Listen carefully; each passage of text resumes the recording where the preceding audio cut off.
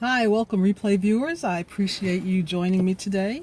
This is Loretta Love Huff, and today I'm going to be talking about 7 ways for you to improve your productivity in your business. So I'm sitting here in my car, not driving, sitting in a parking lot, but I just finished a class on entrepreneurship, and one of the things we were talking about today was operations, and it kind of inspired me to do a scope on having a productive business that is running smoothly, that is not sucking up your life, and is actually providing you the kind of productivity that you want. So welcome to the scope.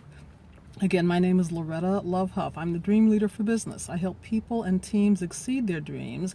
I help them with designing custom marketing plans that are designed to help them get more clients.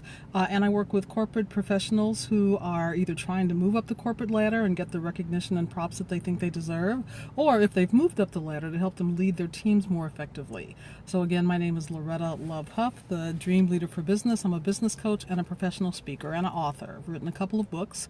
One is Leadership Without Limits, Inspiring the Best in Yourself, Your People, and Your Organization. And that was actually my second book. The first book is 6 Keys for Dissolving Disputes When Off With Their Heads Won't Work. So I could do a series of things on conflict resolution. And I actually just reposted a YouTube video that I had of an interview that I did on Fox 10 several years ago about conflict in the office place. And so if you go to YouTube and look up conflict in the workplace, I think you'll see it. So it had like 30-some thousand views on it right now. Anyway, so let's get back to today's topic, which is how to have a more productive business. Hi, welcome there, 02681. Put in the chat box your name and where you're scoping in from. Would love to welcome you with an actual name instead of just a number ID if you're willing to do that. My name is Loretta Love Huff, the Dream Leader for Business, and we're talking about the 7 ways that you can become more productive or more profitable in your business. So the first one is identifying all the roles that you're to do. So I'm actually leading a mastermind group. It's not my mastermind, it's another mastermind, but they're going to be in town in a couple of weeks, and they've contracted with me to lead a session with them on how to run their businesses more effectively, productively, better time management, more accomplishments. And so I think I'm going to actually use some of these tips in working with them. So the first one is to identify the critical roles that are required in your business, even if you're doing all of them right now. So I got this idea from Michael Gerber, who wrote a book, The E-Myth Revisited. He's written a series of books. But the first one that I read was The E-Myth Revisited, which is all about how to become really productive in your operation, whether it's just you or whether you've got a team of people. And one of the things that he suggested was to document, well, we'll come back to that. That's actually tip number 2. The first one is identify what all the roles are. So if you've had a job, you've seen different departments that exist in a company. So it might be, operations. How does whatever you're selling, whether it's a product or a service, how does it get delivered? How does it get manufactured? Welcome, Jay. Thanks for being here. Let me know, put in the comment box where you're scoping in from. So the first tip is to identify all the roles. Hi, Lauren, welcome. So identify all the different roles. So it might include things like marketing, maybe human resources when you get larger, but you should actually be thinking about that even if it's just you running your business. Finance, accounting, sales, technology, there are a number of different functions, and you want to know what all those functions are, and you might be doing them all yourself. Tim P, hey, not too far. I'm in Phoenix right now, a little far away from Tempe. I'm actually a little bit closer to Scottsdale right now. So if I turn my, let's see, is it going to change? Yep, there we go. So you can see some of I think those are the Phoenix Mountains back there. So identify the roles.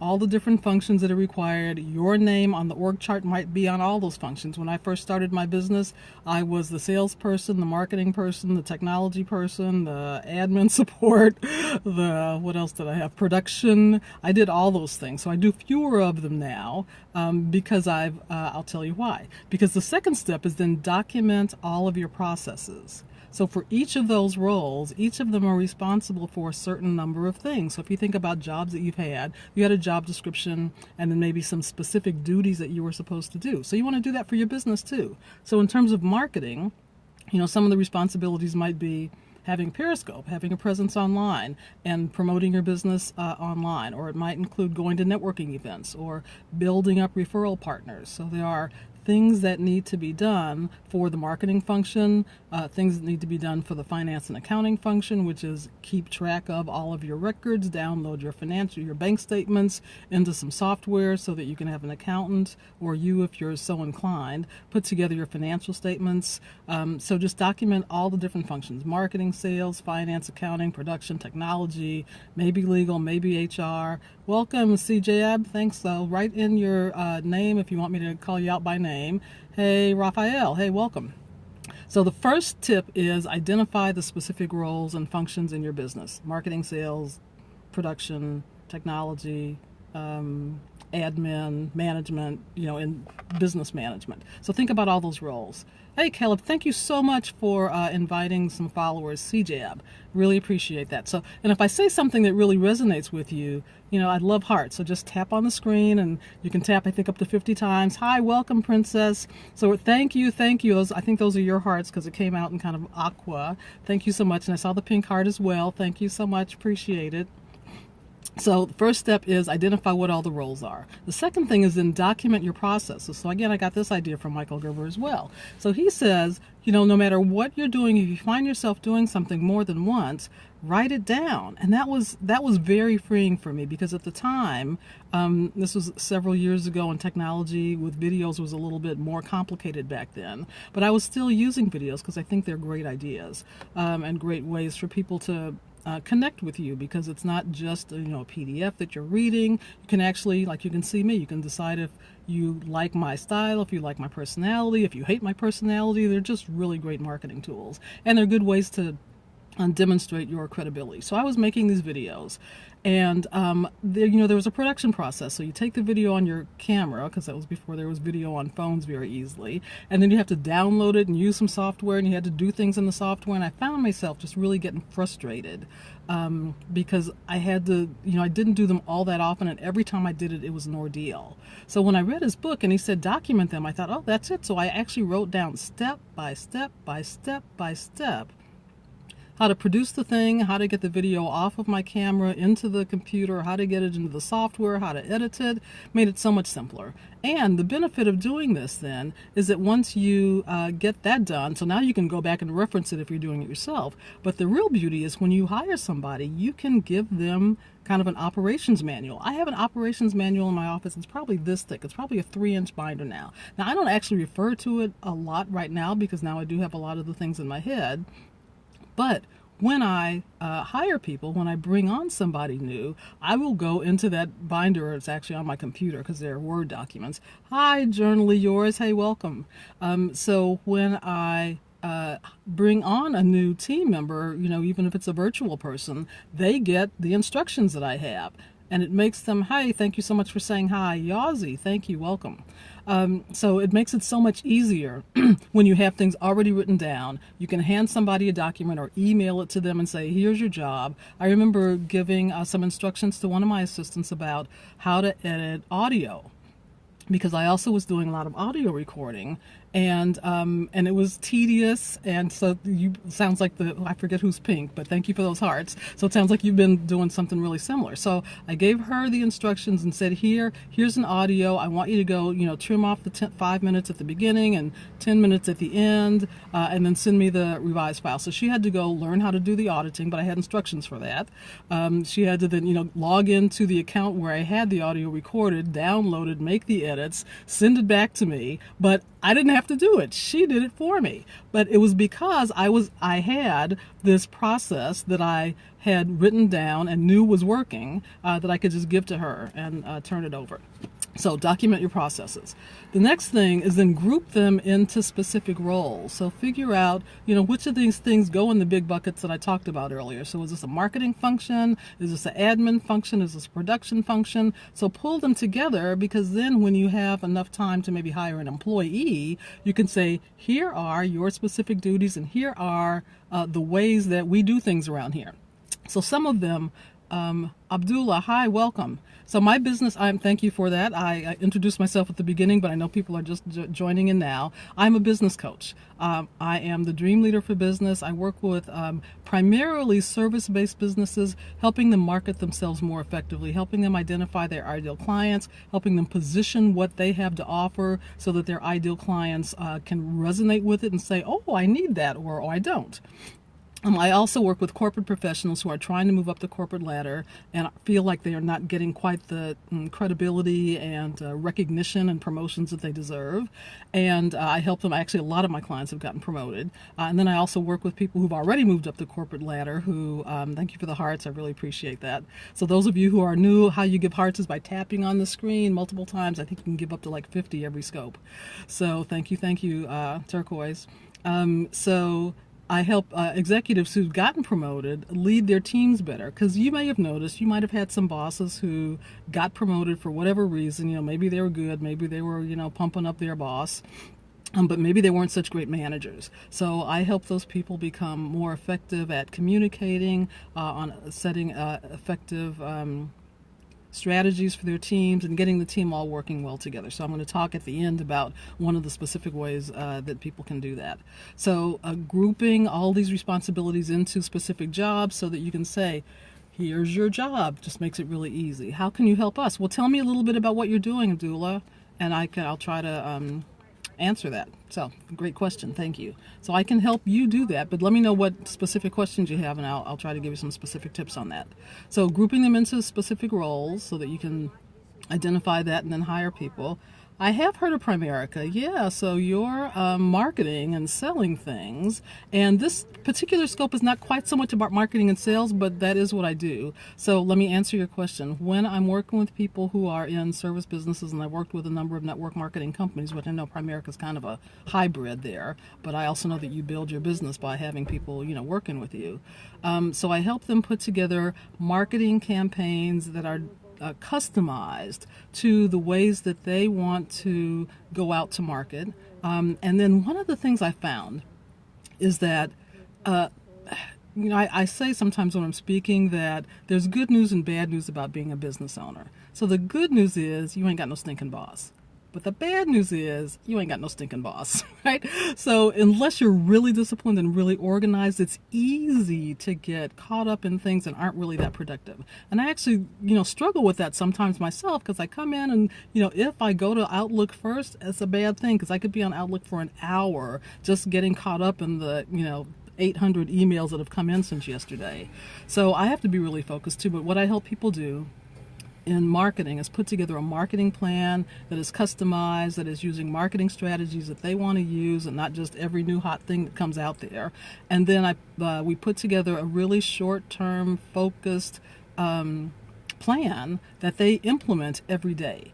So I hear a couple of things from the people that I've been doing this particular program with. So one is, first of all, having a plan made them so much more productive, because now they walk into their office and they know exactly what to do. So they don't spend time doing the easy things, they spend time doing the productive things. And then the other thing that I hear is that, once we put this plan together, we're on the phone. I'm on the phone with them every week, and they're talking about the progress that they made implementing the things that we talked about. And if they're having challenges, I coach them through the challenges, give them ideas, and ideas that I've done in my business or things that I've heard other people are doing in their business. And so I coach them through all that. And they have to keep track of things. And one of the things that I've come to believe is that accountability makes magic happen. And when you're held accountable for making progress on your goals and your dreams, it opens the door to a life of purpose and fulfillment and prosperity. So I want to So I want to give you a warning, first of all, because my battery's kind of low, but I wanted to do this scope before I went back to the office. So if it abruptly ends, I will thank you. If it abruptly ends, you'll know what happened. So the battery just ran down, but I think I can get through the rest of these tips. So the first one was document your processes. The second is group them into specific roles.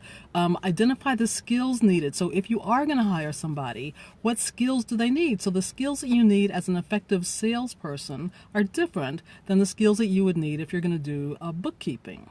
So you want to understand, what kind of skills am I looking for? Because I think one of the mistakes people make is, hiring their friends and their family, and maybe they're the right person for the job, but maybe they just did it out of convenience, and it's not really the best match. So you want to make sure that you know what skills are needed. If you're hiring an accountant, you want somebody who understands accounting principles, who knows accounting software, who can help put together and help you understand your financial statements. And that's very different than somebody who's going to be doing marketing promotions for you, who needs to, if they're actually going to be physically doing promotions in person, they need to have a personality. They need to be able to go out and talk to people. They need to not be afraid of approaching people. If you're going to have an HR person, they need to know the laws in your state and the national laws so that you stay out of trouble. So again, you need to know what specific skills you need, and you also want to know what personality type do you need. So do you need somebody who's hardcore and is going to make things happen no matter what? Do you need somebody who's going to appease your customers and take good care of them and make them feel loved and welcomed? What skills do you need from personality style? So, there's a philosophy that says you could hire personality and train for skills. Jamina, hi, welcome, appreciate it. Let me know in the chat box where you're scoping in from. So we're talking about the 7 ways you can be more productive in your business. So I'll do a quick recap here.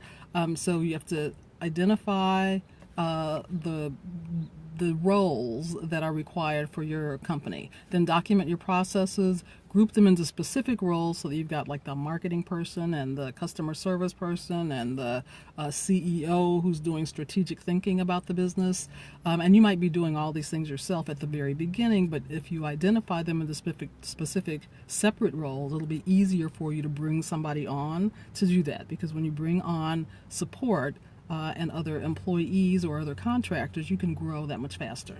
So identify the skills that are needed, identify the personality that you need that's going to be kind of a natural fit. So, they talk about square pegs and round holes. Hi, Weiss Jamar, appreciate it. Let me know where you're scoping in from if you'd like, say your name. If it's not Weiss, that might be your name, but welcome. Thanks for being here. So I've just covered the 3 of the strategies, which is identify the roles, document the processes, put the processes into specific roles, and then identify the skills that you need so you can go out and recruit the talent that you need.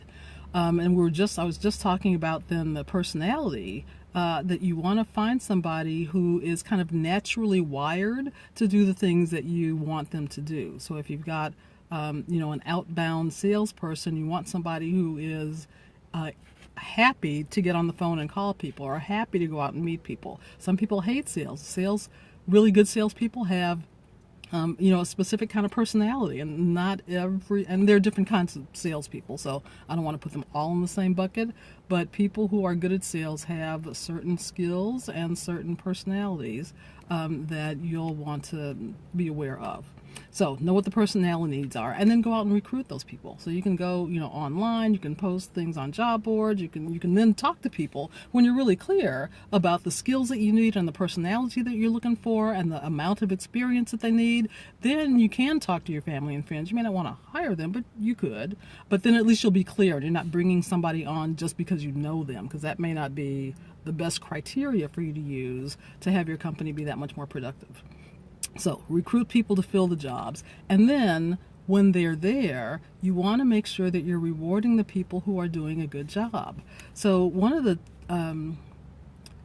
tips that I learned, it's not really a tip, it was a model actually about performance management, but I thought it was really helpful. So I don't know if I can show you this, it's really tiny, but let me try. If I can get really close to it, it may not focus. Okay, so here at the bottom, These are really cryptic notes, so I know you may not quite recognize what they say. But basically, the box at the bottom is the two criteria are: is the person willing to do the job, and are they able or performing the job? So if the answer is yes, they're willing, and yes, they're able, you want to reward them. If you've got a great employee and they're doing a really good job, you want them to know that they're doing a really great job. I used to work for a company, I won't say which one it was, but I was in human resources at the time, and I did a lot of exit interviews. And people would quit, and they'd come to me to do their exit interview, and they would say, you know, when I told my boss I was leaving, that's when he said, "You're one of my best employees. Oh my gosh, you can't leave." And I heard that a lot. And every one of them said, if I'm one of his best employees, why am I now just hearing that? Why did he or she not tell me during the year or the 5 years I've been here that I was one of their best employees? That would have made me feel a lot different, and I would have been way more dedicated, but I felt unappreciated. So if you have an employee who is willing and able, you want to reward them, keep them happy, let them know they are appreciated. You know, some people might think, I don't really want to do that because that might, make their head swell, but you want people to be happy on their job. So if they're willing and able, reward them. Welcome, Alimoha 42. I appreciate that. Let me know in the chat box where you're scoping in from. So I'm actually just wrapping up, but I'll do a recap in just a moment here. So the next thing is, say maybe they're able, but they're not performing. Thanks for coming back. So then you want to manage them. You want to put them on a short leash. You want to give them specific, concrete, short-term goals to accomplish. Let me finish with this chart, and then I'll let you see my face, okay? So you want to manage them. So this is a dynamic here for how to get the most productivity out of your employee. Thanks for the heart. I appreciate that. So if they're willing and able, you want to reward them. If they're able but not willing, you want to manage them. If they are willing but not able or not performing, you want to train them. A lot of times people think that, I'll switch back. People think that, the training is the answer for everything, but training is not the answer for everything. Training is the answer for somebody who's willing to do a job and just doesn't know how. So if they're willing, they got the right attitude, they're, open and they take on assignments and they just need to know how to do them better, then you want to train them. And then the final one is, and then I'll go back to the picture again, to me, I'm a business coach. So I work with service-based business owners to help them grow their businesses by having productive marketing strategies that I then hold them accountable for implementing. And if you want to look at one of the programs that I do to do that, my website is Emerald Harvest, like the gemstone and the fall event, emeraldharvest.com/get clients now.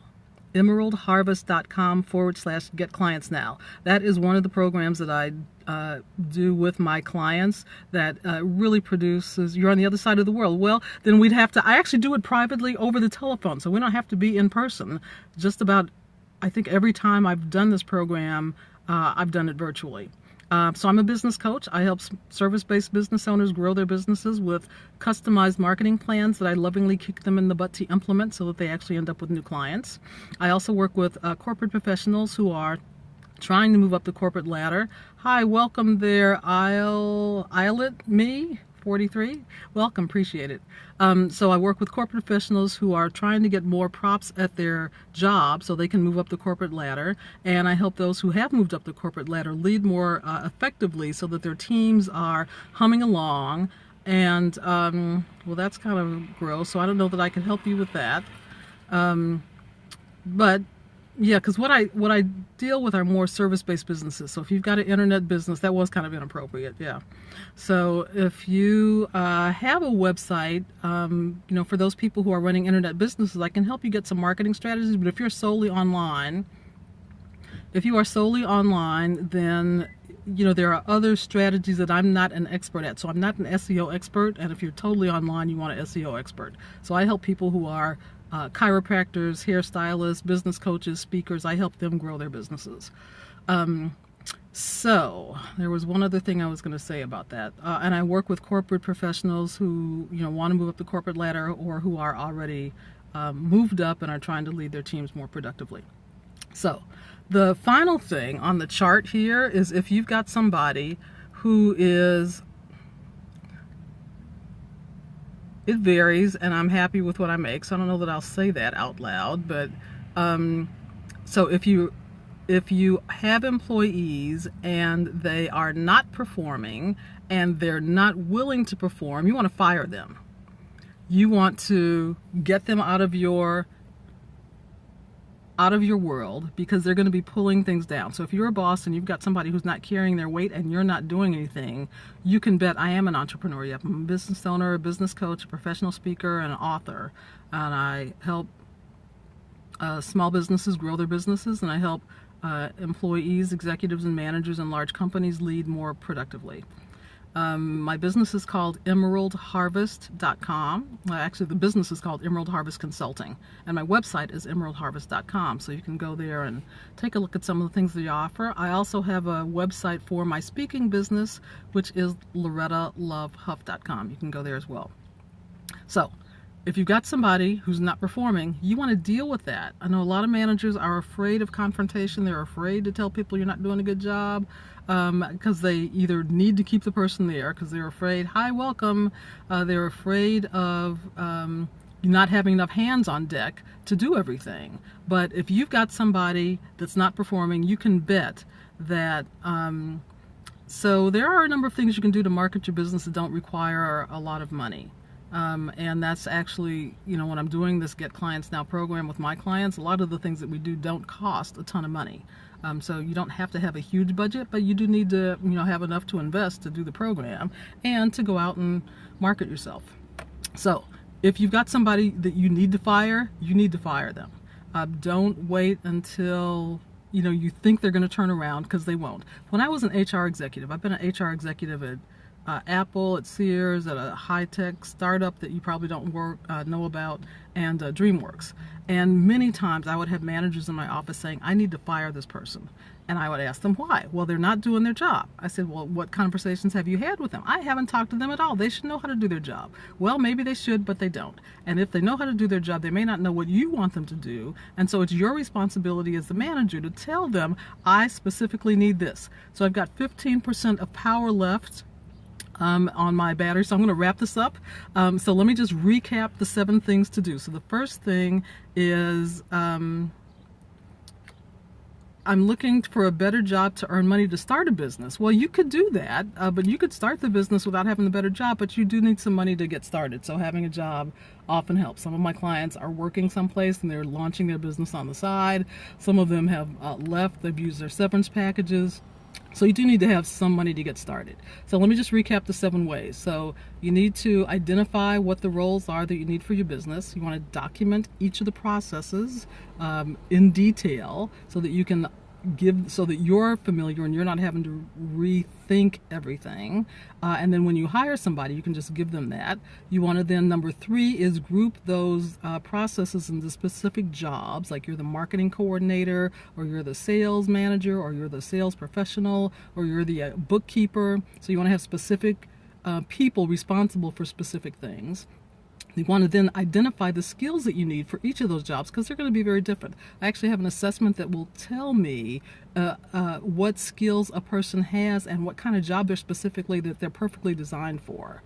You also want to identify the personality. So tip number 5 is identify the personality style that you need. Do you need somebody outgoing, or do you need somebody who's an introvert who's just going to look at the numbers all day? Or do you need somebody who's going to be able to talk to people? Do you need somebody who's going to direct and be bossy, or do you need somebody who's going to make people feel good? So it depends on the job that you have. And then you want to recruit. So the sixth step is then recruit people to fill those jobs as you can afford to do that.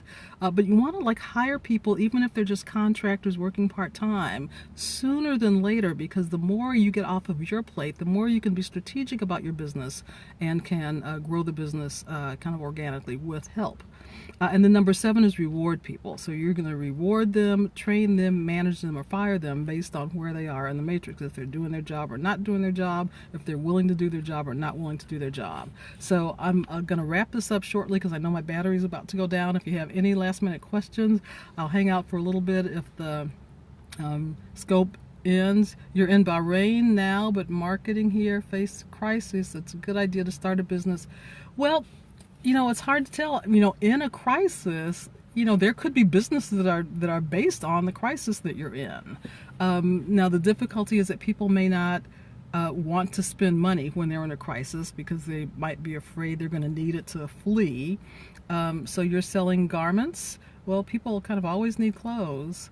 So ask me something a little more specific if you have another question about that. But, you can make a business doing a lot of things. So planning garments, or is it planning a different business? Planning is important for every business. Any business that exists should have a plan. Should have a big long-term plan, goals that you're trying to accomplish, milestones you're trying to reach in terms of revenue or number of employees or products sold or customers served, and a plan for how you're going to get there. And that is one of the things I do, is help with the marketing plan. Hello there, Joe. So I'm just about to wrap up. So let me do this brief recap. Here are the 7 things because I know a couple of people have just joined. So the first one is identify the roles that are required for your business. And, if you've ever worked at a job, you've probably seen different departments. So it could be marketing, accounting, production, sales, facilities. I'm not sure what doesn't make sense. So say what that is, and I'll try to respond to that. The second thing is document your processes. So write down in detail what is required. I've created a few companies. Yeah, my first business was a jewelry design business. I made jewelry and I sold it at art and wine festivals in Northern California. My second company was with my previous husband. We did financing for small businesses that were not ready for the venture capitalists in the Silicon Valley. Hi, Maxer. Welcome. And my third business is the current one. It's a consulting business and a speaking business, and I work with small business owners to help them grow their business and with corporate professionals to help them lead more productively. So I've started 3 to answer your question. And I've helped a lot of other people start their businesses as well. So document your processes, number 2. Group them into specific roles is number 3. Afton, hey, welcome. I'm just wrapping up here. I'm doing a summary of the 7 ways. So number 1 is identify the roles that are required. Document your specific processes. Consulting, well, consulting is a great business because it's kind of easy to start. It doesn't require a lot of inventory. It doesn't require a manufacturing plant. If you have expertise, you can turn that into a consulting job. I actually thought about going into somebody else's consulting firm. Thank you for the hearts, really appreciate it. So, working for somebody else to kind of learn an industry, I love being a consultant too. I have a hard time working for somebody else now. I love consulting. So the relevant ratio, I'm not sure what that means. But working for somebody else in your industry is a good way to kind of understand the ins and outs. They may not be happy if you go and start a consulting business that's going to compete with them. But you do have to know something. So you don't have to be smart about everything, but you need to be smart about something. And all of us are smart about something, whether it's marketing or sales or how to be healthy or how to eat well or how to cook raw food or how to design clothing or how to pick clothing that's popular. Everybody's got, that's actually one of my other beliefs. Everybody has gifts. And I want... email me. So send me an email at coachloretta@emeraldharvest.com. Coach Loretta, go to my website. Actually, it'll probably be easier. Go to LorettaLoveHuff, just like my Twitter handle.com, and fill out the contact form and I'll send you some ideas. Okay, so again, recap number 1, roles, identify the roles, put them into identify specific processes. Thank you, Afton. You're a smart lady. You actually got me started here with, so spell LorettaLoveHuff, like Huff, like Frank.com. That's it. Yay. Thank you so much, Afton. That was really quick, thanks. So group the processes into roles, identify the skills that you need, identify the personalities that are best suited for those jobs that you have, go out and recruit people, and then reward the ones who are great and fire the ones that are causing you too much grief. So Yes, you can fire anybody. Most places are right to work states, but you want to have gone, if you're going to fire somebody, there's an A after the two T's, and it's one R. LorettaLoveHuff.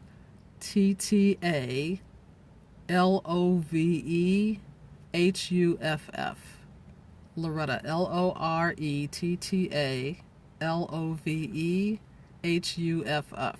Thanks so much. So those are the 7 things. So listen to the replay because I actually showed a really nice chart. Yeah, there you go. Thank you. That's it. That's it exactly. Screenshot it. Yeah, thank you. To take a screen. Yeah, it's going away quick. But actually, and if you search for, I don't know what would happen if you're out of the country, but if you search for Business Coach Phoenix, my website, Emerald Harvest, should be on the first page, if not the second page, but probably the first page. So Business Coach Phoenix, you can search that way. Hi, Rivlin. You know, I'm just about to wrap up, but my battery hasn't died yet, so I'll do another quick recap of the 7 ways you can do it since you did join. So way number 1 is identify the roles that you need for your business. Marketing, sales, technology, production, you know, whatever those roles are. And then document the processes that are required to do each of those roles. Then group those things into specific roles so you can turn them into jobs that you then hire for. Once you've, tip number 4 is identify the specific skills that are needed for each of those jobs. So as you can imagine, a marketing promotions person is going to have a very different skill set than a bookkeeper. So you want to identify the skills that you need for those jobs, then identify the personalities that you need. So personalities of a bookkeeper are going to be probably very different. You're very welcome. Than the personality of a marketing person or the personality of an IT security specialist, right? They're going to have different personalities. So you want to get people in the jobs that are like perfectly suited for them because they've got the right skills or the right attitude or the right personality. It'll just be, everybody will be happier that way. Then number 6 is recruit people and then reward the ones who are doing well, train the ones who could do well but just don't know what to do, manage the people who know how to do well but aren't doing it, and then fire the people if they're not doing it and not, well, don't keep them on. They're dragging you down and you'll lose respect of the other people on your team if you're not dealing with people that are just sliding by. Because think about it, if you've been on a job and somebody was sliding by, and the boss never did anything about it, you got mad, you were annoyed, you wanted to go take their head off, you wanted to go take the boss's head off. So if you're the boss, you want to make sure that you're leading your team, that you're setting expectations. Hey, Swez, I'm just wrapping up here, but so listen to the replay because I've given all the 7 tips probably like 3 or 4 times. So I'll do them really quick and then I'm getting off because the battery's going down even faster. So identify the roles, document your processes, group them into specific roles, identify the skills that you need for each of those roles, identify the personalities that you need for each of those roles because they'll probably be different, recruit people to fill those jobs. You can ask for referrals or go to the job sites or Craigslist or you know, put posters up in places where the people might be hanging out. If you could use a college student, you could go to the college and just, you know, list a job there.